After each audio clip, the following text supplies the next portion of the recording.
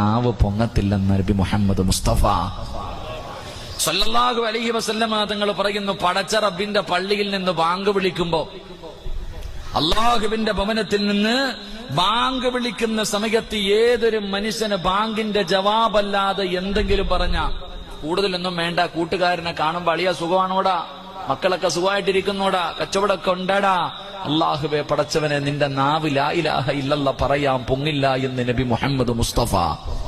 ഉറക്കപ്പറ നബി മുഹമ്മദ് മുസ്തഫ.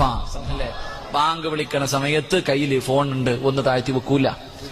അള്ളാന്റെ പള്ളിയിൽ നിന്ന് ബാങ്ക് വിളിക്കണ സമയത്തൊന്നും മിണ്ടാതിരിക്കാൻ പള്ളിക്കകത്ത്, അള്ളാന്റെ പള്ളിക്കകത്തിരുന്ന് സംസാരിക്കും, ഹൗലിന്റെ കരകിലിരുന്ന് സംസാരിക്കും, കമ്മിറ്റി ഓഫീസിന്റെ അകത്തിരുന്നിട്ട് സംസാരിക്കും. ബാങ്ക് വിളിക്കുന്ന സമയം നിന്റെ ആക്കിബത്ത് മോശമാണെന്ന് നബി മുഹമ്മദ് മുസ്തഫ സല്ലല്ലാഹു അലൈഹി വസല്ലം. നിസ്സാരമാണെന്ന് കരുതിയോ അപ്പ?